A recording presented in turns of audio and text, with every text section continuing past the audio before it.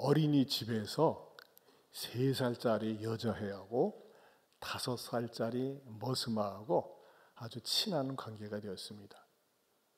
그러던 어느 날 이들이 눈이 맞아가지고 5살짜리가 3살짜리한테 살짝 뽀뽀를 했습니다. 그러니까 3살짜리 아이가 깜짝 놀라면서 어머, 이러다가 우리 사고 치는 거 아니야? 그렇게 눈을 크게 뜨고 얘기했습니다.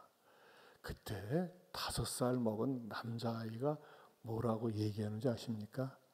야, 우리가 1~2살 먹은 애기냐? 제가요, 이 유머를 하려고 얼마나 연습했는지 아십니까?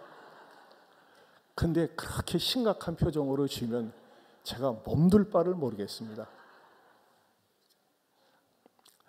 지난 시간에는 결단의 축복에 대해서 제가 말씀을 드렸습니다.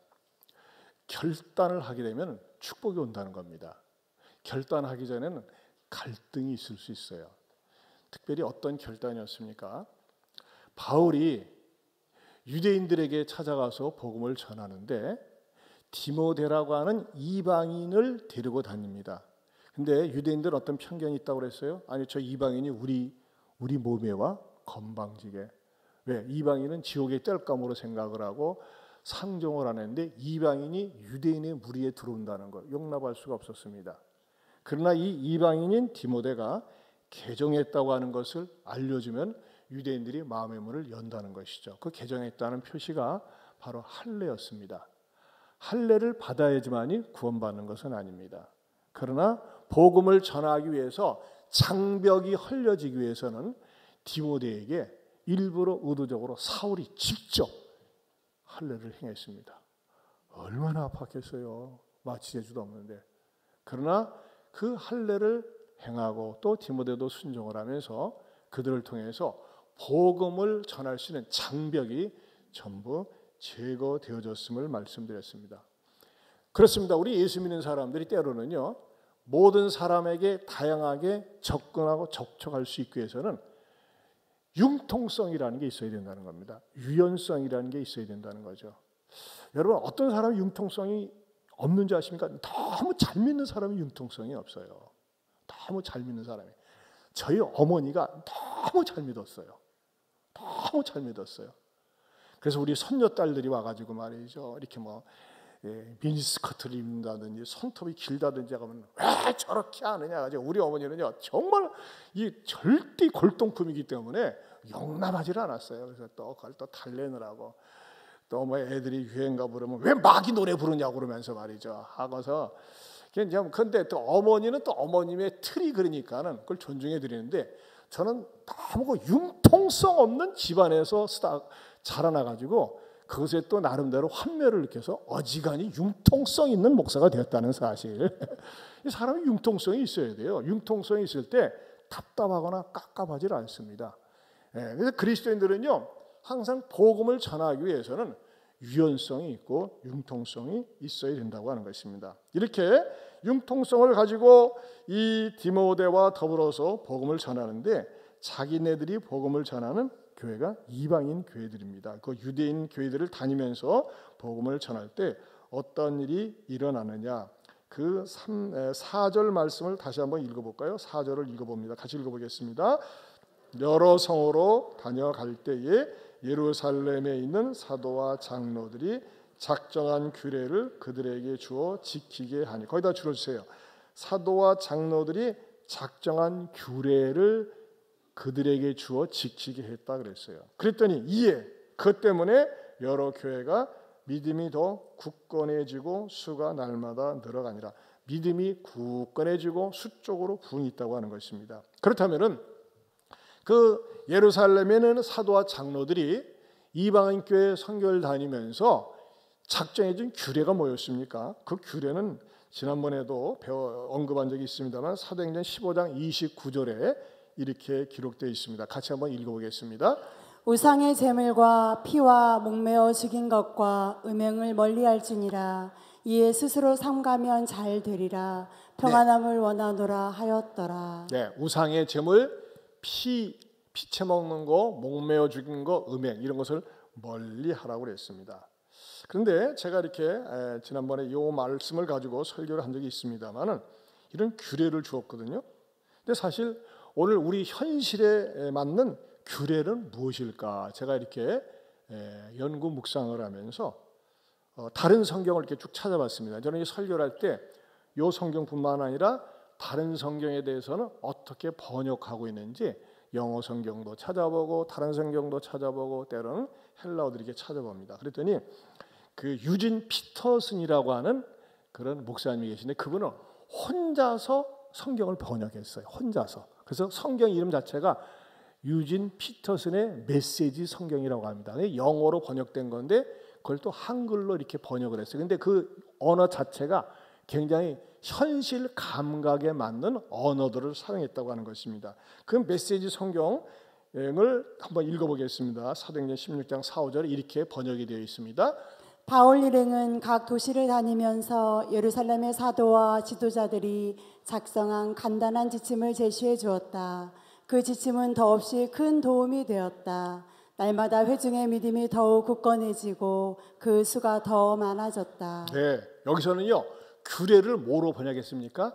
지침으로 번역을 했습니다. 지침, 생활 지침, 행동 지침, 신앙 지침이라고 하는 것입니다. 그래서 저는 오늘 설교 제목을 유진 피터슨의 메시지 성경 속에 있는 그 내용을 따와서 신앙생활의 행복한 지침 이런 제목으로 사도행전 강의 313번째 준비를 했습니다.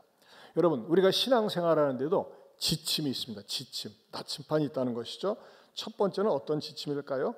성경대로 지침입니다. 성경대로. 우리는 신앙생활의 근거가 성경대로 우리는 신앙생활을 하는 것입니다. 여러분 우리 많은 사람들은요 그냥 자기가 생각나는 대로 일단 주어진 대로 이렇게 삽니다. 그러나 예수님이 이 땅에 오셔서 하신 모든 사역과 특별히 예수님의 대표적인 십자가와 부활 사역은 성경대로 예수님께서는 하셨다는 것입니다. 즉 성경에 예언한 대로 고린도전서 15장 3절에서 4절은 이렇게 말씀하고 있습니다. 같이 한번 읽어봅니다.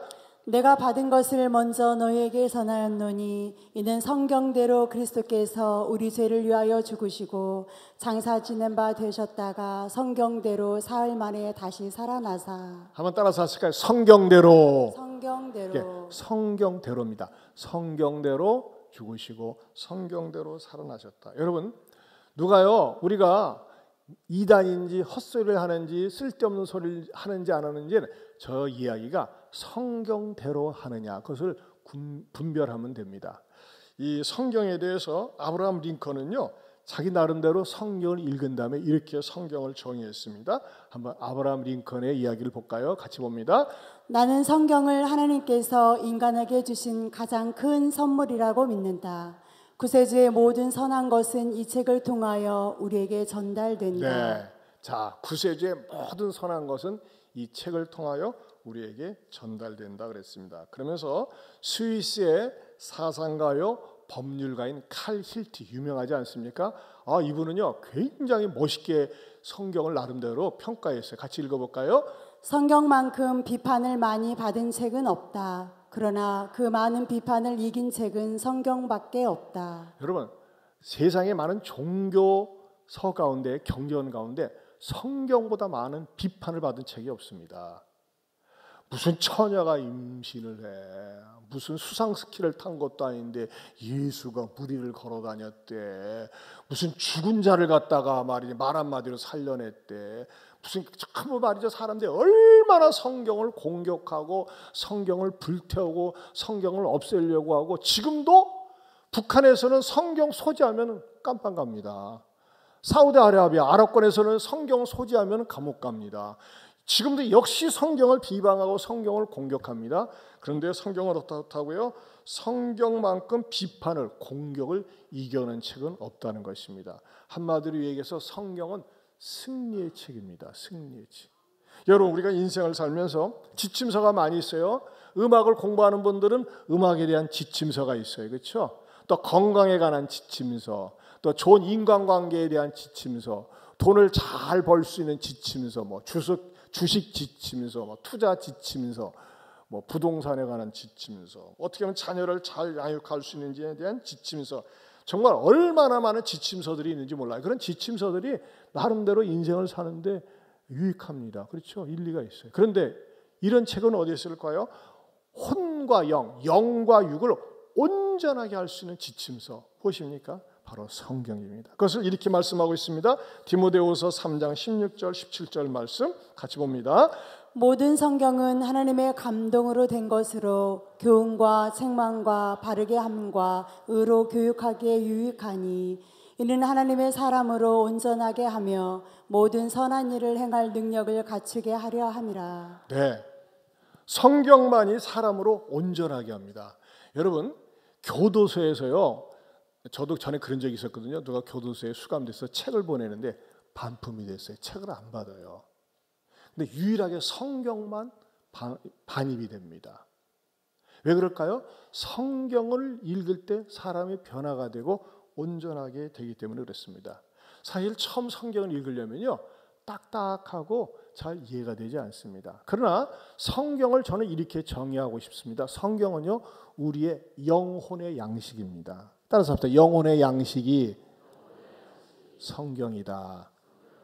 처음엔 잘 모르지만요, 일단 읽으면요, 어느새 내 몸에 영혼의 소화가 됩니다. 여러분, 우리가 맛집에 가서 음식을 먹을 때 분석을 합니까? 이 속에 뭐가 들어갔지?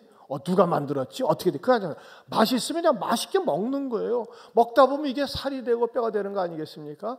하나님 말씀도 성경도 마찬가지예요. 영혼의 양식이기 때문에 하루 밥 3끼 먹는 것처럼 매일 구약 2장, 신약 1장 읽고 꾸준히 읽다 보면요, 어느새 자기 자신도 모르게 이 사람의 불균형 잡힌 몸을 갖다가, 영혼을 갖다가 균형 잡히게 만들고 건강하게 만들어 준다는 것입니다. 이 하나님의 말씀이, 성경이 우리들의 양식이 되기 위해서 무엇을 해야 되냐? 말씀 오기를 지켜야 됩니다. 말씀 오기. 따라서 말씀 오기. 성질 오기 내지 말고, 말씀 오기는 뭡니까? 첫째는 읽기입니다. 읽기. 부지런히 읽어야 됩니다. 열심히 읽어야 됩니다. 여러분, 때로는요, 아이들이 알아듣든지 못 알아듣든지 읽어주세요. 제가 저희 집에서 저희 둘째 딸이 우리 손녀 세라 100일 된 손녀에게 소파에 앉아서 성경을 읽어주는데 너무너무 감동을 받았어요. 이 사진 한번 보세요. 얼마나 이쁩니까? 아, 참. 야, 이건 내가 올 적에 이거 세계 작품 전시에 내놔도 될 것 같아. 100일 됐어요, 우리 손녀딸이. 근데 엄마가 시편을 잘 읽어주는데 아멘, 아멘, 할렐루야 그럽니까? 앙 하지만은 그러고 있어요. 근데 엄마는 성경을 읽어주는 거예요. 여러분, 애기들이라도 말귀를 못 알아들어도요, 성경을 계속 읽어주세요. 그러면요, 성경에 뭐가 있어요? 하나님의 영이 있어요. 하나님의 영이. 여러분, 성경을 아이들한테 읽어주고 성경을 보여주고 성경 읽는 모습을 보여주길 바랍니다. 여러분, 엄마 아빠가 성경을 들고 보고 읽는 것 자체가요, 산 교육이 돼요. 맨날 드라마나 보고 말이죠. 맨날 연속곡이나 보고 맨날 말이죠. 뭐 트로트 노래나 부르는 거나 보고 말이죠. 별로 감동 안 돼요. 그러나 성경을 보는 모습은요, 뭔가 모르게 자녀들에게 감동을 준다는 것입니다. 여러분, 뭐 제가 제 딸을 자랑하고 싶어서 그런 것이 아니라 객관적으로 봐도 저 100일 된 아기에게 성경 읽어주는 모습이 너무너무 아름다워요. 저는 이 세상에서 가장 아름다운 모습이 어머니가 성경 읽는 모습, 기도하는 모습, 그것처럼 아름답고, 우리 밀레의 만종에 보면 부부가 말이죠, 농사 지음에 끝무렵에 다 기도하는 모습 얼마나 감동적입니까? 이거는 하나님 앞에서 가장 아름다운 자세인데, 여러분, 애기 엄마들 또는 할아버지 할머니들 다 만나면, 저도요, 우리 손주들 만나면 계속 성경 이야기를 해줘요. 알아듣던 안 듣던. 그럴 때 뭐예요? 성경을 읽혀줄 때 성경의 사람이 되어가는 줄로 믿습니다.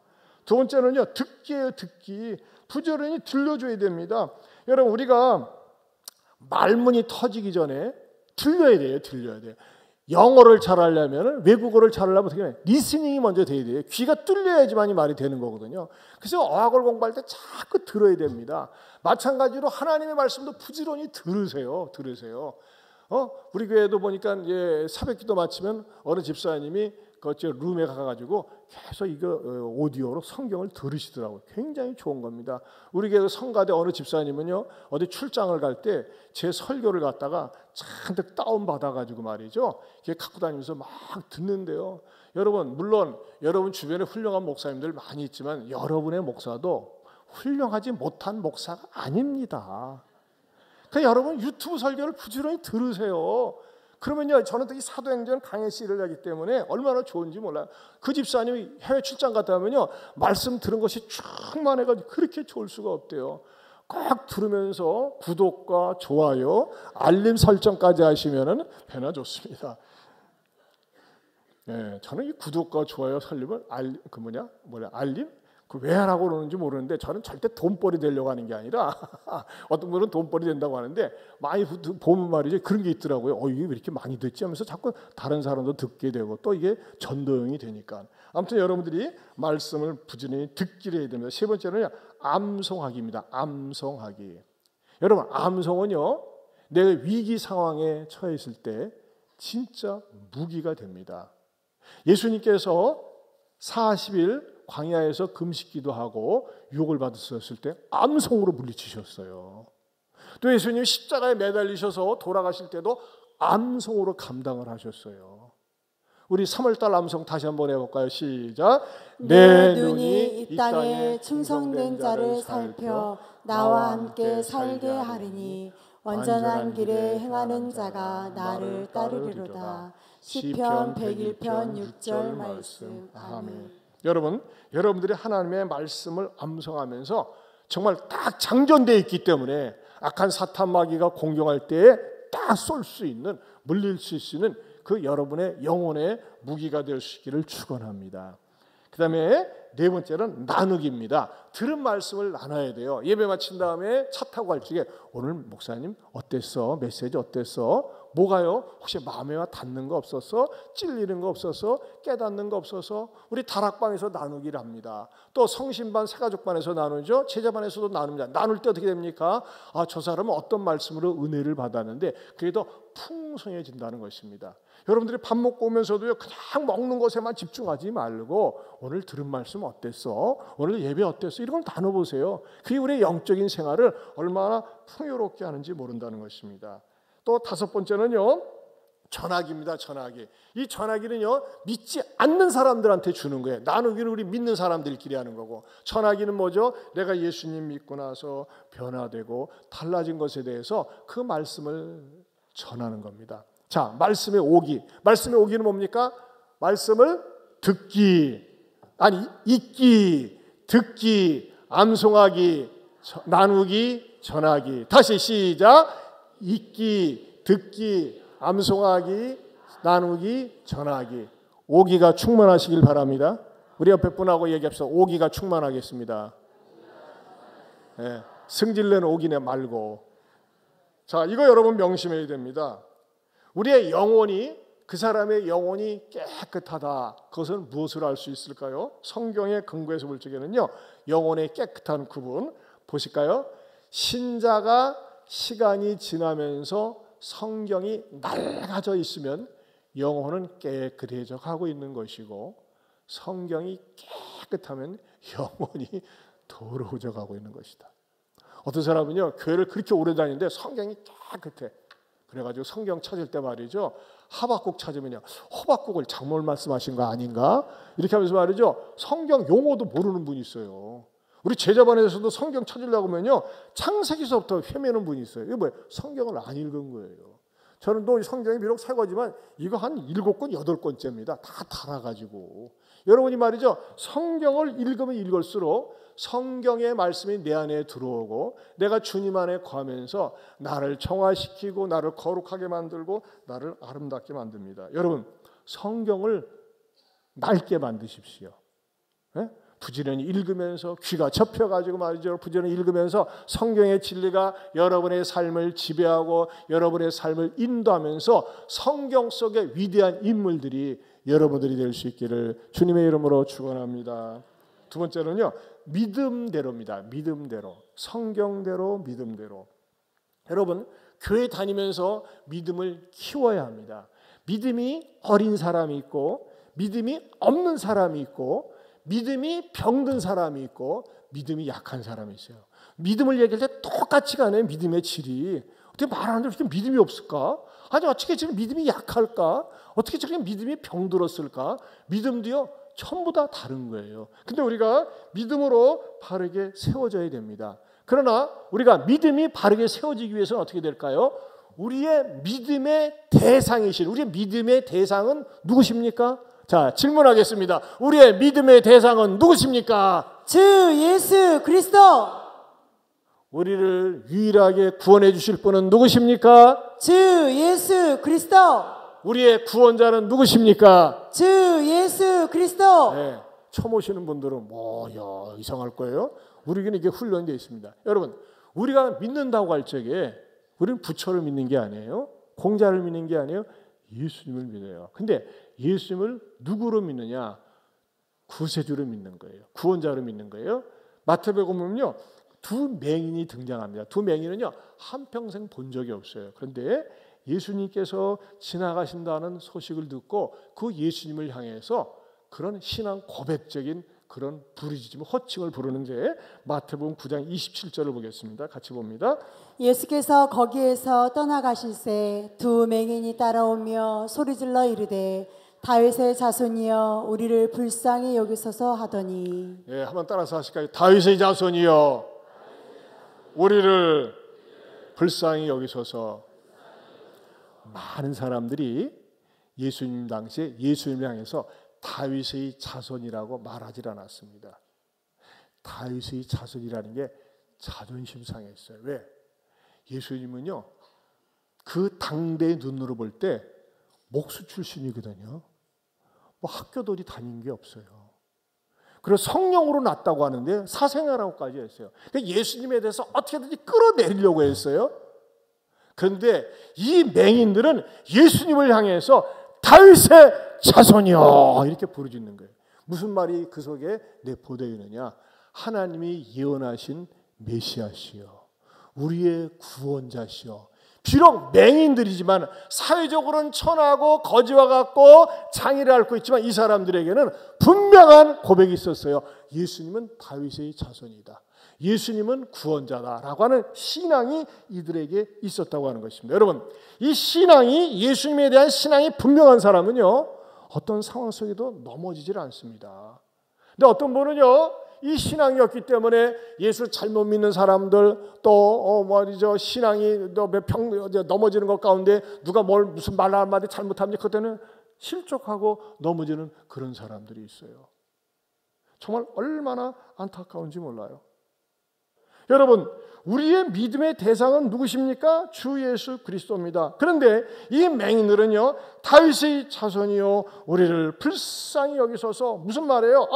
당신이 우리를 불쌍히 여겨주시면 한평생 캄캄하게 살았는데 우리의 눈이 뜨일 수 있음을 믿습니다. 이 믿음을 가진 거예요. 이걸 아시고서 예수님께서 뭐라고 그들에게 말씀하십니까? 마태복음 9장 28절 31절입니다. 같이 보겠습니다. 예수께서 집에 들어가심에 맹인들이 그에게 나아오거늘 예수께서 이르시되 내가 능히 이 일을 할 줄을 믿느냐? 대답하되 주여 그러하오이다니. 이에 예수께서 그들의 눈을 만지시며 이르시되 너희 믿음대로 되라 하시니 그 눈들이 밝아진지라. 예수께서 엄히 경고하시되 삼가 아무에게도 알리지 말라 하셨으나 그들이 나가서 예수의 소문을 그 온 땅에 퍼뜨리니라. 한번 따라서 하실까요? 믿음대로 되라. 여러분, 이 맹인들에게는요 지금까지 어느 누가 말로 해가지고 눈을 뜨겠다는 이야기를 들어본 적이 없어요. 창세 이래로. 여러분, 사람은 경험에 근거해서 무엇을 알려고 하고 확인하지 않습니까? 한 번도 그런 일이 없었는데 이 맹인들은 뭐라고 얘기하고 있어요? 다윗의 자손 예수님께서 우리를 불쌍히 여겨주시면 우리가 눈을 뜰 수도 있겠다라고 하는 믿음을 가졌다고 하는 것입니다. 그때 예수님께서 믿음대로 되라고 명령하시자 그들의 눈이 밝아졌습니다. 여러분, 저는 이 말씀을요 우리 사회에, 우리 삶 속에 이렇게 적용시키고 싶어요. 여러분, 우리 사회가 지금 어둡습니다. 그렇죠? 정치가 한없이 어둡습니다. 사람들이 한결같이 얘기합니다. 얼마나 경제가 어려운지 모른다. 맞습니다. 익산 시내 돌아다니다 보면요, 문 닫은 가게가 그렇게 많이 있어요. 또 삶이 어둡습니다. 어떤 분들은 가족 관계가 어둡습니다. 직장이 어둡습니다. 도무지 이 어두운 현실을 갖다가 어떻게 하면 헤쳐나갈 수 있을까 막막하기 짝이 없습니다. 이제 저도 그런 체험이 있습니다. 어둠 가운데 있을 때가 있었어요. 제가 2000년 7월 23일 날 개척했습니다. 남중동 제1예식장 4층에서 그 망한 예식장에서 교회를 개척을 했어요. 근데 여러분, 2000년도가 무슨 해인 줄 아십니까? 1997년에 IMF가 내려와가지고 IMF가 서울 대도시로부터 지방에까지 쫙 내려오면서 계속 들리는 소식은 무슨 소식이었습니까? 대기업들이 망하고 중소기업이 망하고 자영업자들이 문을 닫고 자살하는 사람들이 속출하고 굉장히 어두운 환경 가운데서 제가 개척을 했습니다. 그리고 제가 남중동 제1예식장에서 개척을 할 때 시한이 딱 3개월밖에 없었어요. 3개월 후면 나가야 됩니다. 갈 데가 없었어요. 얼마나 막막하고 퍽퍽한지 모릅니다. 그런데도 불구하고 제 마음속에는요, 믿음이 있었어요. 하나님, 저로 하여금 교회를 개척하려고 했을 때 수없이 많이 있는 교회 가운데 하나로 세워주신다면 저 개척 안 해도 됩니다. 교회가 많이 있지 않습니까? 그러나 주님이 원하시는 교회, 예수님 안에 있는 교회, 예수님의 안위가 있는 교회, 예수님 예루살렘과 안디옥의 복합형 교회 하나님께 드리길 원합니다. 그러면서 사도행전을 읽으면서 예안교회가 나왔어요. 이거 주님이 세우신 교회인데 주님이 책임져 주옵소서, 주님이 인도하여 주옵소서 하면서 말이죠, 주만 바라볼지라 허구한 날 찬송을 부르면서 주님께서 인도해 주실 것을 믿었습니다. 그래서 오늘 여기까지 이르게 된 거예요. 죄송하지만 누구의 믿음이 있었는지 알아요? 제 믿음이 있었어요. 믿음대로 될지어다. 아멘입니까?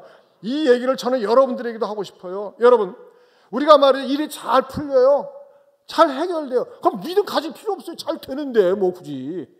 근데 어느 때요, 형편이 어려워요, 현실적으로 어려워요, 답답해요, 깝깝해요. 이 맹인들이 눈이 캄캄해가지고 아무것도 보이지 않는데 뭘 했어요? 주님을 바라보면서 다윗의 자손 예수여 우리를 불쌍히 여기소서. 저도 그랬습니다. 제가 가장 많이 했던 기도가 하나님, 이종을 불쌍히 여겨 주옵소서, 예안교회를 불쌍히 여겨 주옵소서, 우리 가정을 불쌍히 여기소서 하면서 주만 바라보면서 나갈 때 주님께서는 내 믿음대로 될지어다 응답해 주셨습니다. 여러분이 막막합니까? 깝깝합니까? 앞도 막히고 뒤도 막혔습니까? 앞을 보면 실망, 옆을 보면 낭망, 뒤를 보면 절망, 또 다른 데를 보면 사망, 망망망밖에 없어요. 실망, 낭망, 절망, 뒤를 보면 사망하게 되지. 근데 어떻게 하면 돼요? 소망, 하늘을 바라보는 게 하늘. 주만 바라볼지라. 여러분, 왜 하나님께서 여러분에게 어렵고 답답한 처지를 주셨는지 알아요? 믿음을 제대로 가지라는 겁니다. 예수님에 대해서 분명하게 내 믿음의 대상은 아무리 어려워도 나는 예수님을 놓칠 수 없습니다. 이런 믿음을 가질 때 하나님께서는 내 믿음대로 될지어다. 따라서 믿음대로. 믿음의 사람 될 수 있기를 축원합니다. 여러분, 믿음의 반대말이 그리스도인에게 뭔지 아십니까? 불신자들에게는 불신대로예요. 근데 여러분, 교인들에게 있어서 믿음의 반대말은 기분대로예요. 기분대로, 감정대로. 여러분, 교회 다니면서도요, 기분 잡쳐버리네, 기분 더럽게 나쁘네, 기분 나빠, 교회 안 나가. 기분대로예요. 기분대로, 감정대로. 그러면서 그 믿어왔던 믿음을 몇 마디 말을 듣고 뭐 실망된다고 그래가지고 믿음을 떨궈뜨리는 경우가 많습니다. 아닙니다. 기분대로, 감정대로 신앙생활하는 것이 아니라 믿음대로 할 수 있기를 축원합니다. 누가 무슨 말을 해도, 어떠한 일이 있어도 나는 주님만 바라봅니다. 그 믿음 가질 수 있기를 축원합니다. 세 번째는요, 기도대로의 기도대로. 첫 번째는 무슨 대로? 성경대로. 두 번째는 믿음대로. 세 번째는 기도대로. 여러분, 우리 그리스도인들이 신앙생활을 제대로 하려면요, 기도대를 입학해야 돼. 기도대. 그리고 기도의 대로를 걸어야 됩니다. 기도대로 되는데 방금 말씀드린 그 맹인들이 주님께 부르짖었을 때에 다윗의 자손이여 우리를 불쌍히 여기소서라고 부르짖었을 때 뜻밖에도요, 주님은 즉석에서 응답하지 않았어요. 주님이 어떤 지역에서 나와가지고 걸어서 어느 집으로 들어가고 있을 때에 이 맹인들이 붙잡고 다윗의 자손 예수여 우리를 불쌍히 여기소서, 사람들 다 지켜보는 가운데서 그랬거든요. 그러면요, 사람들을 다 지켜보는 가운데서 우리를 불쌍히 여기소서 했을 때 예수님이 쫙 뒤를 돌아보면서 그래 내 믿음대로 될지어다 그런 말이죠. 지팡이 짚고 다니면서 말이죠. 눈이 띄었어 하면요, 대박 하면서 말이죠, 난리치고 박수치고 할 거 아니겠습니까? 그리고 얼마나 주님의 그 치료 사역도 효과가 극적이겠습니까? 근데 놀랍게도 주님은 모른 척했어요. 서운할 정도로요, 들은 척도 안 했어요. 그리고 어떻게 하는지 아세요? 집으로 돌아가셨는데 어디에 나와 있느냐? 우리 마태복음 9장 28절에서 31절에 이렇게 나와 있어요. 한번 다시 읽어볼까요?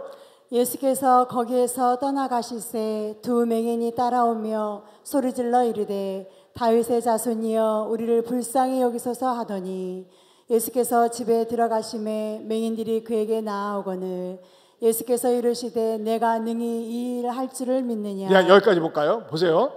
예수님은요 어느 지역에서 떠나갈 때 막 맹인들이 따라왔어요. 다윗의 자손이요 다윗의 자손이요 막 떠들면서 그랬어요. 그래서 소리를 지르면서 불쌍히 여달라고 했을 때 예수님 그 사람들을 외면해버리고 그냥 집으로 쑥 들어가 보셨어요. 여러분 그 사건 현장을 여러분들이 연상해 보세요. 얼마나 썰렁하고 얼마나 무안하고 얼마나 섭섭하겠습니까? 예수님 모른 척 했거든요. 그리고 어디 가셨다고 그랬어요? 집에 들어가셨어요. 재밌는 거는요, 이런 내용을 가지고서 또 다른 성경에서는 어떻게 번역했는가 찾아보니까 공동 번역에서는 이렇게 번역하고 있습니다. 한번 읽어보겠습니다. 예수께서 집 안으로 들어가시자 그들은 거기까지 따라 들어왔다. 그래서 예수께서 내가 너희의 소원을 이루어줄 수 있다고 믿느냐 하고 물으셨다. 자, 보세요. 어떻게 됐습니까? 자, 여러분 상상력을 동원해 보세요. 길거리에서 예수님을 부르짖으면서 예수님을 찾으면서 막 지팡이 집으면서 우리를 고쳐주세요 불쌍히 해서 했는데 예수님이 모른 척 하셨어요. 그리고 집 안에 들어가셨어요. 그런데 공동 번역에서 뭐라고 그랬어요? 집 안으로 들어가시자 그들은 거기까지 따라 들어왔다 그랬어요. 어떻게 보면 예수님께서 굉장히 위트가 있으신 것 같고 재미도 있으신 것 같고 좀 서운한 것 같은 느낌이 들지 않습니까? 아니 모두를 어차피 고쳐줄 건데 진작에 고쳐주지 집안까지 말이죠 막 짚어가면서 따라오도록 해두셨냐 이거예요. 여기에 영적인 깊은 원리가 있습니다. 그 뭐냐면요, 이들에게 당장 응답해 주는 것보다는 주님께서 짧은 시간이지만 연단을 시켜가지고 응답의 진수를 깨닫도록 하기 위함이라고 하는 것입니다. 저는요 제가요 그 목회를 하면서 수없이 많은 분들을 봤어요. 내 어려운 문제를 가지고 하나님 앞에 기도하는데 기도 응답 안 된다고 중간에 말이죠 기도 사퇴하는 사람 많이 봤어요. 기도 중퇴자가 많습니다. 그리고 나중에 뭐라고 얘기하는 줄 알아요? 스스로 기도 학교에 퇴학해가지고 하나님 나 응답 안 해요 하면서 아주 떠나는 사람도 많이 봤어요.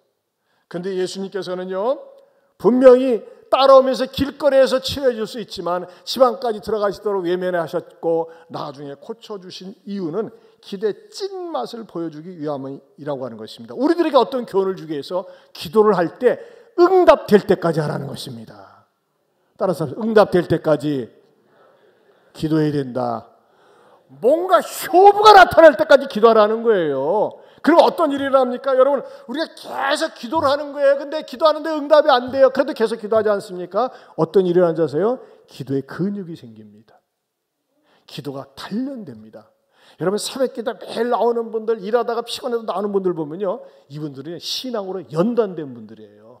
이런 분들 보면요 웬만한 일에 넘어지지 않습니다. 웬만한 일에 쓰러지지 않습니다. 왜? 연단되었기 때문에. 그런데요 어떤 분들이 가볍게 넘어지는지 아세요?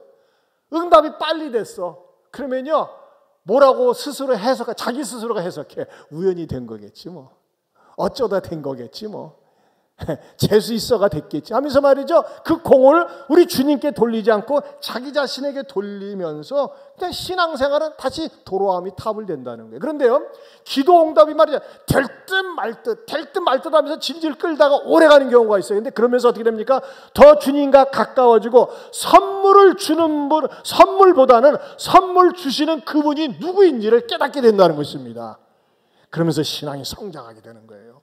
여러분, 우리 하나님의 소원이 뭔지 아세요? 하나님께서 주시는 그 선물 때문에 매달려 가지고서 그것 때문에 희낙낙 하는 것이 아니라 선물을 주시는 주체, 그 주님이 누구인지를 우리 주님은 깨달아 알기를 원한다는 것입니다. 그래서 우리는 예배 속에서도 무엇을 많이 찬양합니까? 주신 선물에 대한 찬양보다는 선물을 주시는 그분이 누구신지, 어떤 분인지 그분의 본질에 대해서 우리는 찬양한다는 것입니다. 사랑하는 성도 여러분, 저는요, 여러분들이 기도대로 될 수 있기를 축원합니다. 기도의 깊이를 맛보세요. 기도의 세계를 경험할 수 있길 바랍니다. 그러면 하나님과 가까워지면서 여러분들이 어느 정도 때가 되면 하나님께서 여러분에게 맞춤형으로 응답해 주시리라 믿습니다.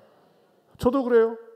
제가 25년 목회한 지 41년 되는데 저도 말이죠, 초조하게 기다리고 하나님 이거 날짜 맞춰가지고 우리 대부분 그렇게 기도하잖아요. 하나님한테 일방적으로 이제 약속을 합니다. 40일 작정기도, 100일 작정기도. 요거 안 들어주면 하나님 알아서 하셔. 오래 넘어가면 알아서 하셔. 이런 말, 어떤 분 그런 분들이 있어요. 여러분, 그렇게 할 수도 있지만 중요한 건 뭐예요?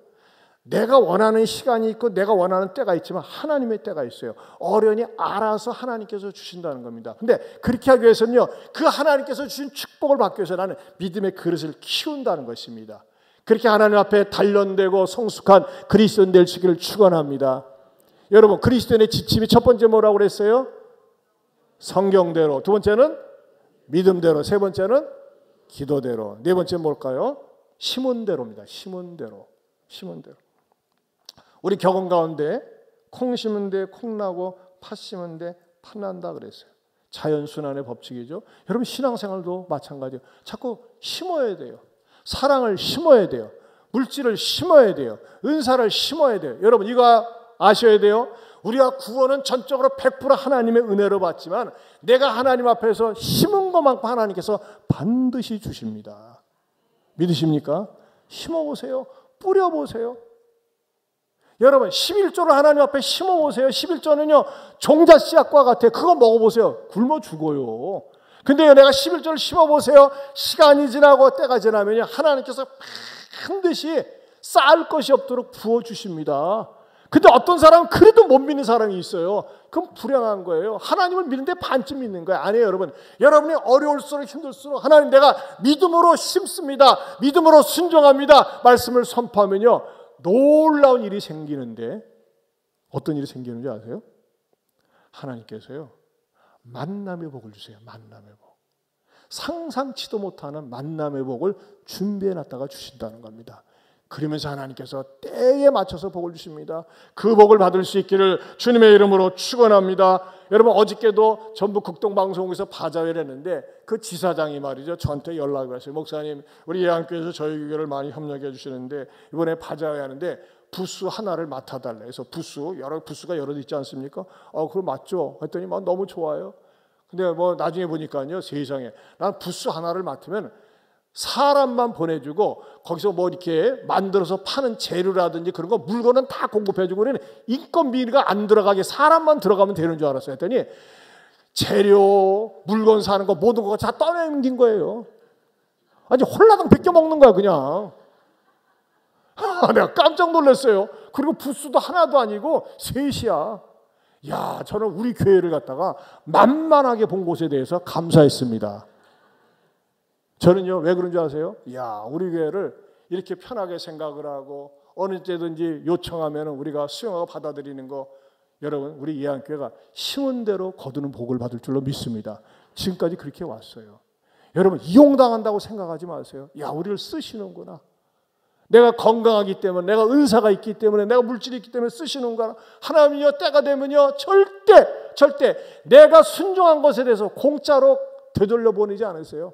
주라, 그리하면 너에게 줄 것이요, 후히 되어 누르어 흔들어 넘치도록 차고 넘치도록 주시리라 말씀하고 있습니다. 저는 이 말씀이 순종하는 사람들에게 이루어질 줄로 믿습니다. 사랑하는 성도 여러분, 신앙생활 복잡하지 않습니다. 성경대로, 믿음대로, 기도대로, 신문대로 따라서 할 때 하나님께서는 반드시 우리를 축복의 주인공으로 써주시리라 믿습니다. 하나님 아버지 감사합니다. 우리 모두가 하나님 앞에 신앙생활의 이 복된 지침, 행복한 지침을 잘 따라서 하나님 앞에 쓰임받게 하여 주옵소서. 예수님 이름으로 기도합니다. 아멘. 우리 주만 바라볼지라. 이 찬양은요, 제가 개척하면서 진짜 많이 불렀습니다. 울면서 불렀어요. 왜? 바라볼 게 주님밖에 없어요. 3개월 살다가 나가야 되는데 어디로 갈지를 몰라. 어디로 갈지. 여러분 만약에 사골세 3개월 살고 어디로 갈지 모르는데 안 답답하겠어요? 정말 주님만 바라보면서 울면서 찬양하고 기도했는데 하나님께서 넓은 곳으로, 좋은 곳으로 인도해 주셨어요. 우리 기도하는 마음으로 일어서서 다 같이 부르겠습니다. 하나님을 사랑을 사모하는 자, 하나님의 영광을 바라보는 자, 너의 모든 것 창조하신 우리 주님이 너를 얼마나 사랑하시는지, 하나님께 찬양과 경배하는 자, 하나님의 선하심을 닮아가는 자, 너의 모든 것 창조하신 우리 주님이 너를 자녀 삼으셨네. 하나님 사랑의 눈으로 너를 어느 때나 바라보시고,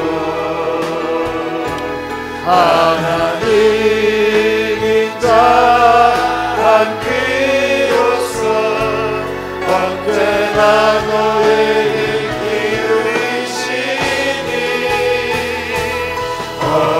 은혜 밝은 빛을 비춰주시고 너의 작은 신음에도 응답하시니, 너는 어느 곳에 있든지 주를 향하고 주만 바라보. 하나님 사랑의 눈으로, 하나님 사랑의 눈으로 너를 어느 때나 바라보시고, 하나님인 자 한 귀로서 언제나 너에게 기울이시니, 은혜 밝은 빛을 비춰주시고 너의 작은 신음에도 응답하시니, 너는 어느 곳에 있든지 주를 향하고 주만 다시 한번 하나님 사랑의 눈으로, 하나님 사랑의 눈으로 너를 어느 때나 바라보시고,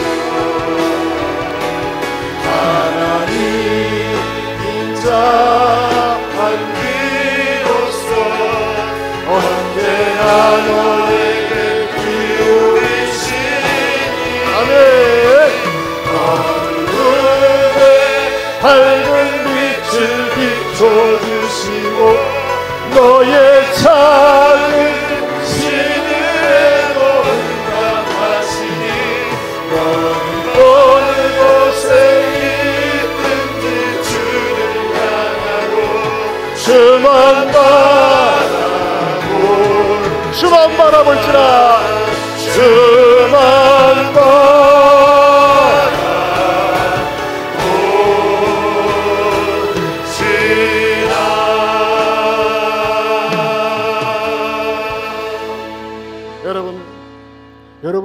어둠이 있습니까? 답답함이 있습니까? 캄캄합니까? 주여, 내가 주님을 바라봅니다. 어떤 분은 질병의 어둠 가운데 있습니다. 암투병 생활함의 어둠 가운데 있습니다. 가족을 볼 때 어둡습니다. 자녀를 볼 때 어둡지 않습니까? 사업을 볼 때 어둡지 않습니까? 주여, 좀 도와주시옵소서.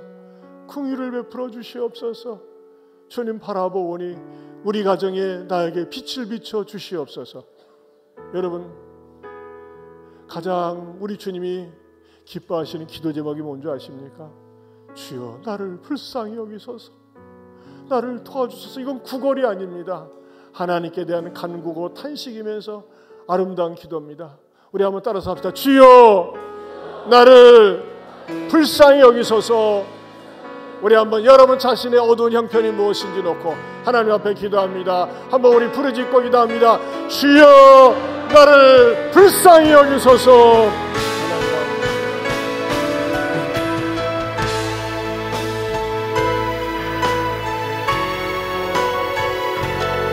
주여,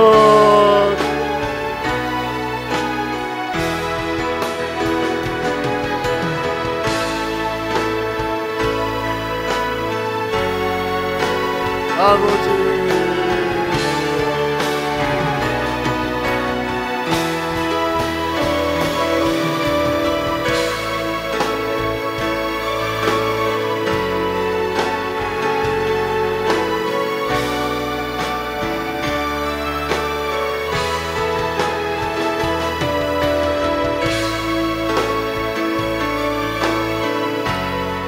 이 시간에 치유를 위한 기도를 하기 원합니다. 아픈 분에 손 얹으세요.